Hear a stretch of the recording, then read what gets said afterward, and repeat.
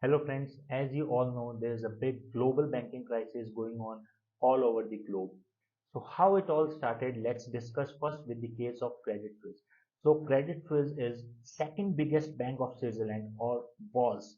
Yes, UBS is now paying 3.5 billion for Credit Suisse, which is about 60% less than the original worth of Credit Suisse. How 167 years old bank fell 25% over the week where account holders are withdrawing more than $10 billion a day. They are really moving out of money very fast. Even a $54 billion loan from Swiss National Bank couldn't stop the bleeding. So now Swiss government needed to find a privatized solution, but they could not sell their bank to any American bank because as they knew it would result in leaking of secrecy of their clients. So what was the option left? Swiss authorities had to find a Swiss bank who can buy Credit Suisse and who can buy the second largest bank of a country. Yes, you guessed it right. First largest, the largest bank of Switzerland, that was UBS. So normally what happened, it take around 6 weeks for the voting to go over so that the decision of from the UBS shareholder to buy Credit Suisse could have happened. But what Swiss government did, they actually changed the law and did that in only 2 days. Along with that, now Swiss National Bank will also provide $100 billion loan for liquidity to UBS and Credit Suisse. But on Monday, UBS shares tanked more than 7% instead of market speculations of rising the share. Now, now Swiss government is offering $280 billion, which is equivalent to one third of GDP of Switzerland. So how did that happen? Actually, what these Swiss banks are doing, they would take 1 rupee from a person and they would lend out 20 rupees to their borrowers.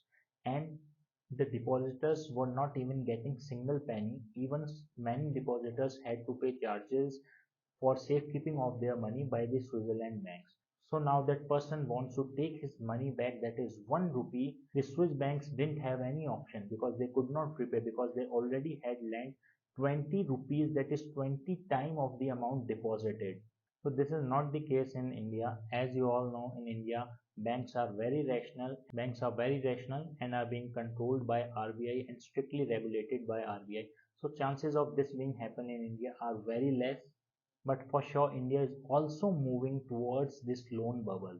Now let's take another example, which is of Silicon Valley Bank. So that was second biggest banking failure in America. How this all happened?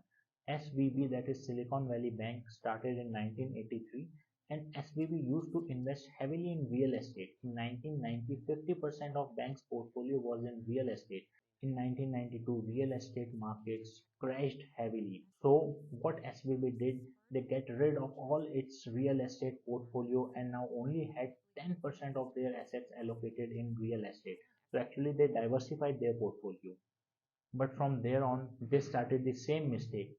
Coming in 2000, SPB invested heavily in startups. In 2015, 65% of all the American startups were funded by SVB. So 65% of the American startup, that is really a huge number. So as you can all assume, 65% of SVB's portfolio was consisting of startups.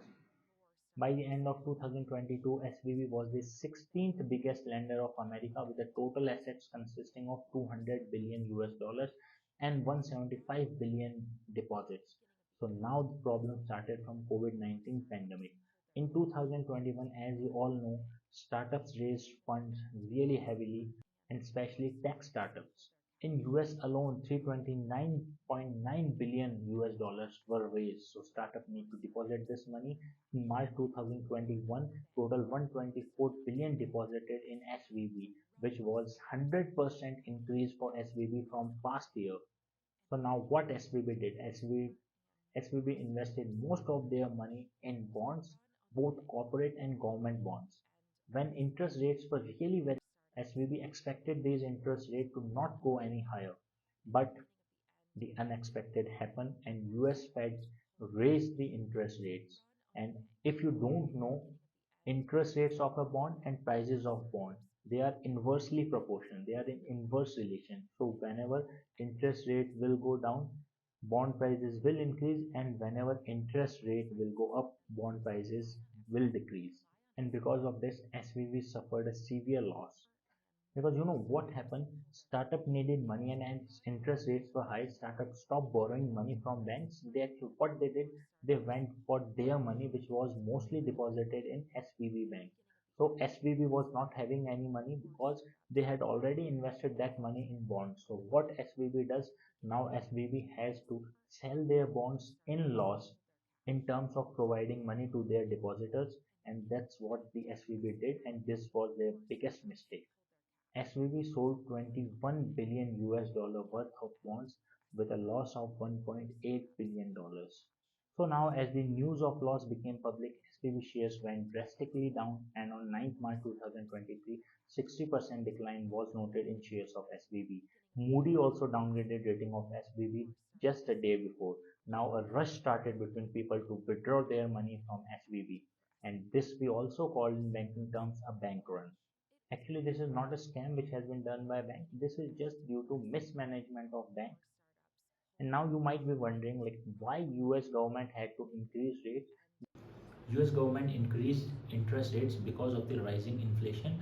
Yes, inflation was rising at very rapid pace in America. So to control the inflation, US government had to increase the interest prices. Because if interest prices are more, so less and less people will borrow money and less money will flow in economy and people will spend less. So this will help to control the inflation and control the prices. So now what will happen to all the money? So actually 89% of the money deposited in SVB was not insured, and US government gave the control of the bank to FDIC with 175.4 billion US dollars which were deposited.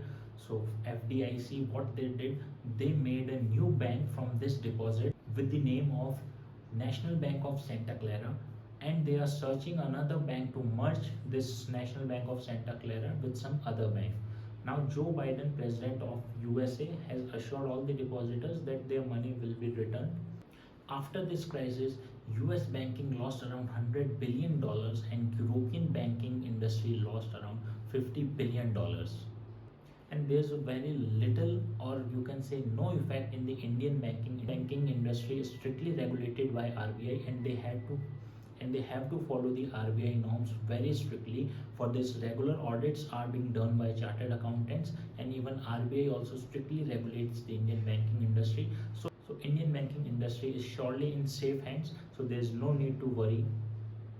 Thanks for watching the video and do subscribe our channel.